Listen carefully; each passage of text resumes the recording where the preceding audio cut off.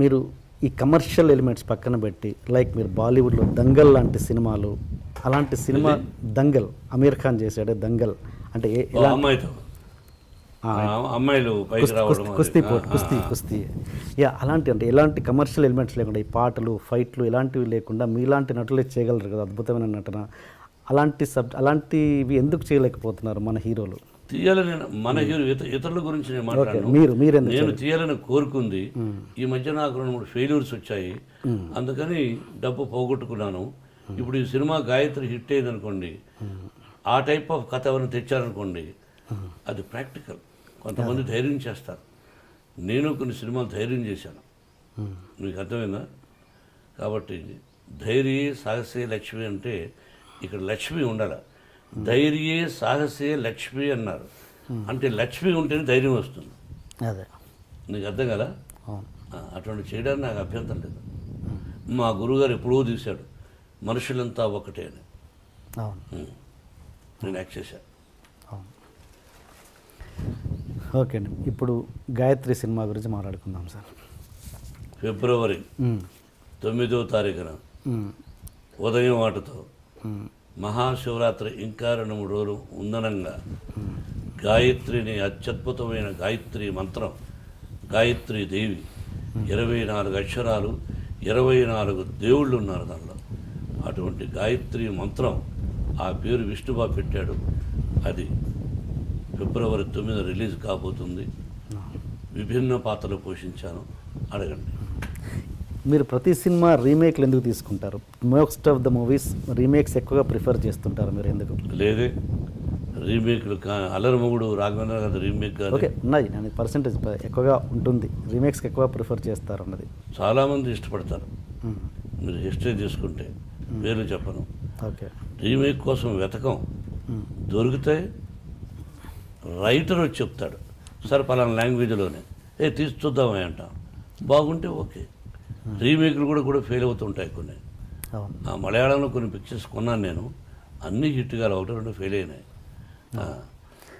ఏది కంఫర్ట్గా ఫీల్ అవుతారండి? స్ట్రైట్ ఫిల్మ్ కంఫర్ట్గా ఫీల్ అవుతారా, రీమేక్ కంఫర్ట్గా ఫీల్ అవుతారా ఒక ఆర్టిస్ట్గా మీరు? డబ్బు విషయంలో రీమేక్ అయితే దానిలో ఏం తప్పులు ఉన్నాయి, ఏమి డెవలప్ చేయొచ్చు మన నేటివిటీ కోసమని మనం అదే ఫస్ట్ ప్రిఫరెన్స్ ఇవ్వచ్చు. స్ట్రైట్ పిక్చర్ అయితే నటన అదే ఇది ఒకటే, ఆ నటన చూసి నేను నటన చేయను, యాక్టింగ్ చేయను, కథ తీసుకుంటాను తప్ప వాళ్ళలాగా మనం ఎందుకు చేస్తాం? అప్పుడు ఐ బికమ్ ఏ ఫూల్. కథ ఒరిజినల్ స్టోరీ అయితే కొంచెం డబ్బు కూడా ఎక్కువ ఖర్చు అయ్యే అవకాశాలు ఉంటాయి. Okay okay. అండ్ ఈ సినిమా విషయానికి వస్తే డైరెక్టర్ మదన్ అండ్ రైటర్ వచ్చి డైమండ్ రత్నబాబు, అసలు వీళ్ళిద్దరికీ ఏ రకంగా చూసుకున్నా కనెక్టివిటీయే లేదు. అంటే ఆయన ఒక కామెడీ సినిమాలు ఎక్కువగా చేసి పేరు వచ్చిన రైటర్, ఈయనేమో ఒక ఆనలుగురు లాంటి సినిమాలు చేసిన వ్యక్తి.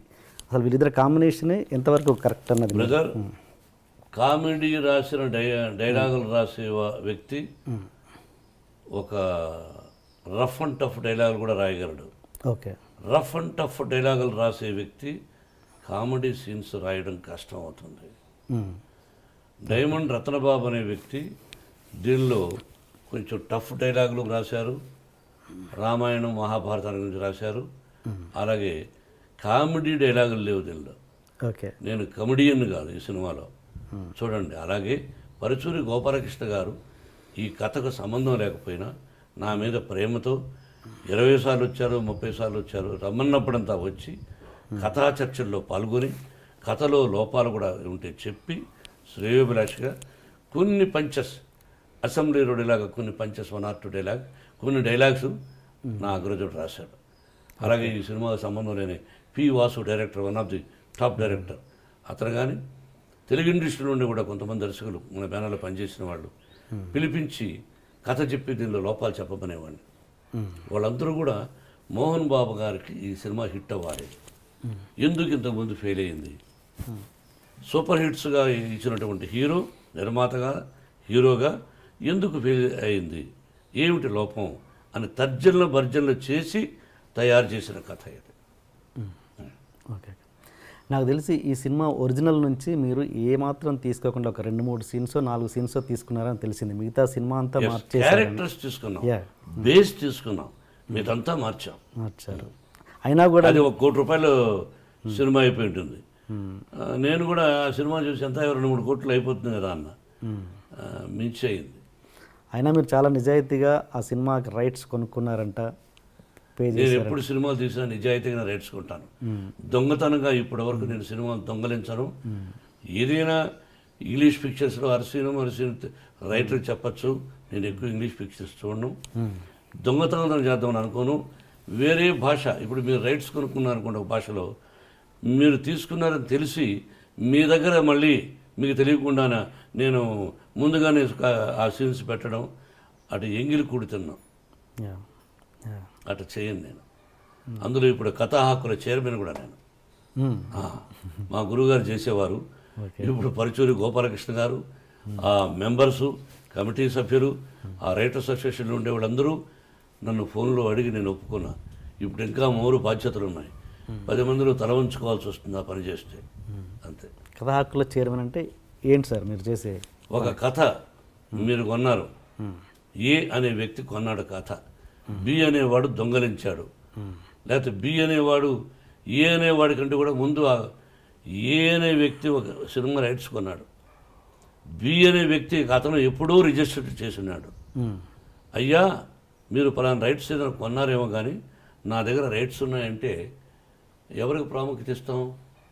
వాడు ఒరిజినల్ వాడు దొంగతనం లేవు కొన్నామంటే కొన్నారు, బట్ ఐ హ్యావ్ రైట్స్ అన్నప్పుడు ప్రాముఖ్యత ఎవరికి ఇస్తాము? ఒరిజినల్ వాడు తీసినప్పుడు ఈ కొనుక్కున్న వాడు చూసి తెలియకపోవచ్చు, రైటర్కి తెలియకపోవచ్చు, కానీ వాడు కొనుక్కునేశాడు. మీకు అర్థమైంది? ఆ లాంగ్వేజ్లో రిలీజ్ అయింది, హిట్ అయింది, ఇతను దాన్ని చూసి కొనుక్కున్నాడు, ఇక్కడ తెలియ కొనుక్కున్నాడు. ఈ సమస్యలు ఉంటాయంటాయి.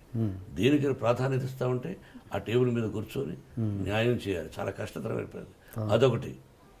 తెలిసి పలాని బి అనేవాడు రైట్స్ వాడి దగ్గర ఉన్నాయి, వాడు రిజిస్టర్ చేశాడంట అని దర్శకుడు తెలిసి, హీరో తెలిసి వాడేం చేస్తాడులే అని చేసిన కకృతి పడిన వాళ్ళు ఉన్నారు.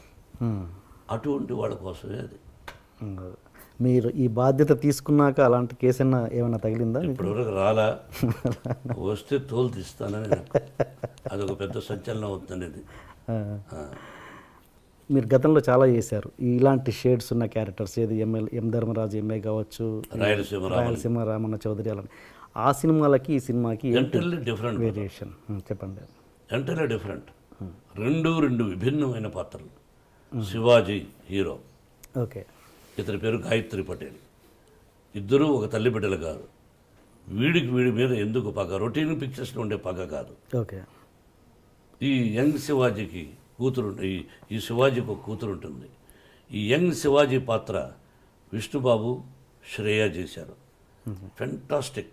ఒక ప్రేమ అన్నదానికి విలువ చెప్పారు. ఒక ప్రేమించినప్పుడు ఆ ప్రేమకి ఎంతో విలువ ఉంది. అమ్మ, నాన్న, తల్లిదండ్రి, అన్నదమ్ములు, అక్కాచెల్లెలు, భార్యాభర్తలు, స్నేహితులు, ఆ ప్రేమ ఎంత విలువిస్తామో అటువంటి ప్రేమతో కూడినటువంటి యంగ్ శివాజీగా విష్ణు, అతని వైఫ్గా శ్రీయ అద్భుతంగా చేశారు.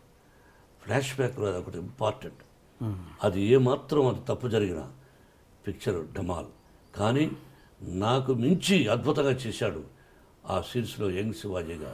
నన్నే వేయమన్నారు దర్శకులు. వద్దు, నేను ఆల్రెడీ గాయత్రి వేస్తున్నా, మళ్ళీ అన్నీ చేయడం ఎందుకని విష్ణుతో యాక్ట్ చేయించాం. ఈ did good performance, extraordinary justice. ఇద్దరు. మనోజ్ ఏమన్నా ఫీల్ అయ్యాడా ఈ క్యారెక్టర్ని? అట్లా ఫీల్ అవ్వడు. అన్నదమ్ముల మధ్య మీరు చిచ్చు పెట్టుకుని క్యారెక్టర్ ఒక నటుడు మనోజ్ పనికిరాడు ఆ క్యారెక్టర్. ఓకే, అది చెప్పండి.